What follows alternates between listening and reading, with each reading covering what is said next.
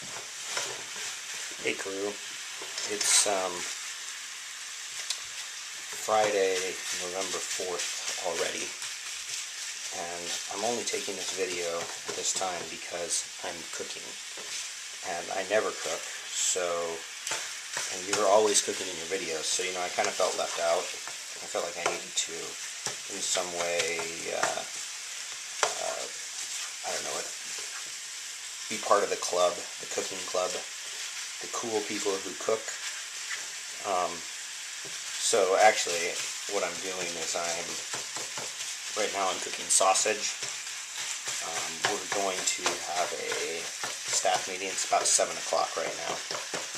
We're going to have a staff meeting this morning, and it's going to be a breakfast meeting. So I'm cooking 2 pounds of sausage, and I'm going to cook 3 dozen eggs that we will then use to make breakfast burritos at work.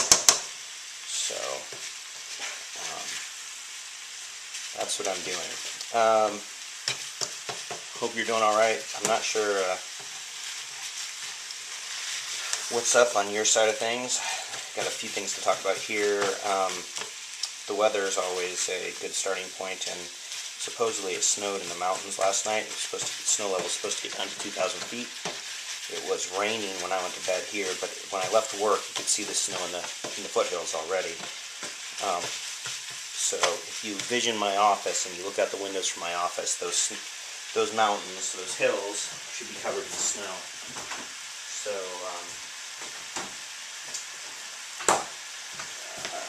that's kind of what we're talking about there.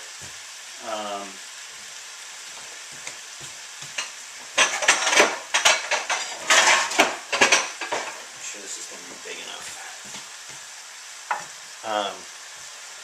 So yeah, change in the weather. Halloween was fun. I think I made a couple videos about that. We got a ton of trick-or-treaters, which we always do. Ran out of candy. Sarah went and got more, which I think she did last year and the year before as well. Or maybe I went and got more the year before. I can't remember anyway. We got more candy.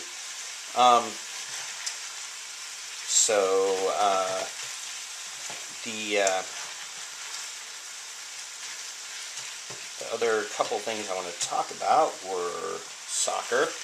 Last night the Galaxy played New York Red Bull, and they had been up 1-0 in the first leg, and they ended up giving up a goal to New York in the first 5 minutes. On sloppy defending. They let Luke Rogers, who's a punk, who I don't like a lot, run free through the middle of the LA defense, and Thierry Henry made a nice little pass to him into space. He slots it past the keeper, and so it's all tied at 1-1 at that point. Aggregate. And then, actually, the interesting thing that happened was, I'll do it just like it happened last night. So I saw that goal. I was watching on my computer on ESPN3, and right after that, the guy who sited our house came to talk to us about doing our kitchen.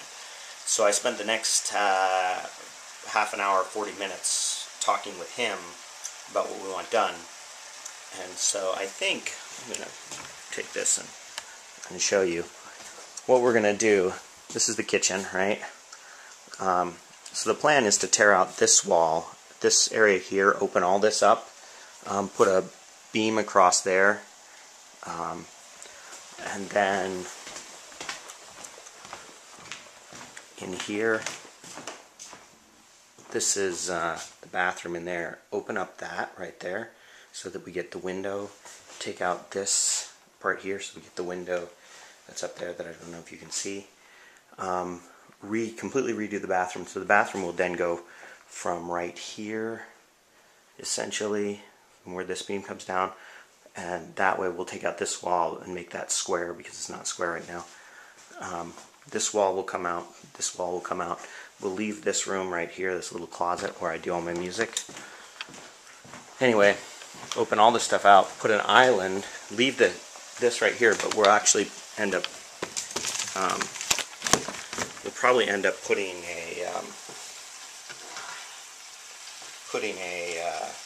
moving the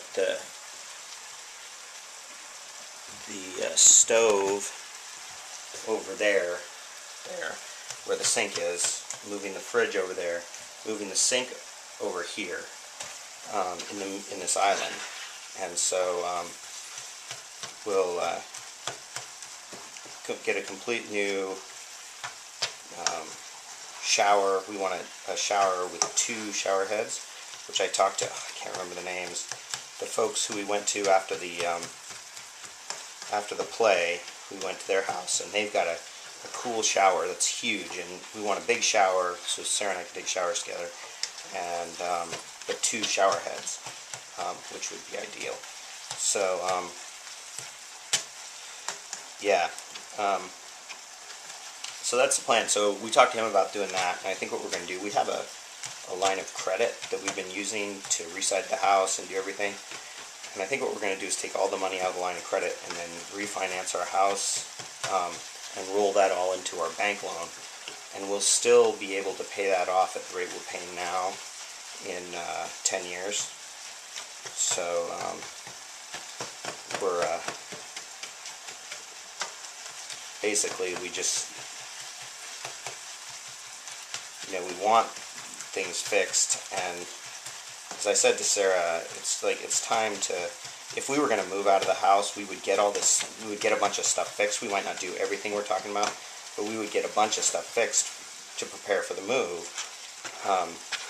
But it's silly to not do that now when we're living here, and to wait until we move out so that we're not living in the house we want and making the house we want before we move, which I remember my parents actually commenting on that type of thing happening.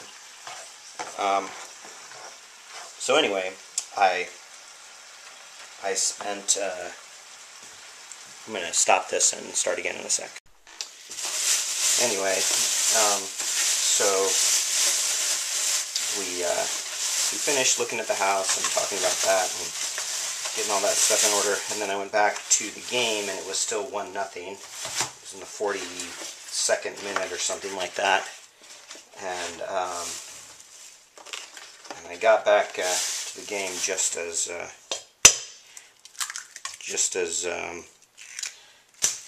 about a minute, 2 minutes after I started watching, LA scored off a corner kick, and Mike McGee, it was a David Beckham serve, not surprisingly it was a corner kick after all, and Mike McGee scored on the header, which is crazy because he's one of the shorter players on the field. He's like 5'7", 5'8", and he scored the goal in the first round. And I don't remember, I think I told you about this, there's this Mike McGee meme now on the internet where he played goalkeeper in the one game against San Jose. I know I told you about that. And so everyone's got these Mike McGee facts that they quote, and it's sort of like the Chuck Norris thing. Anyway, so he scored the goal in the first game, and then he also scored this goal in this game to put LA ahead on aggregate again, tied up 1-1.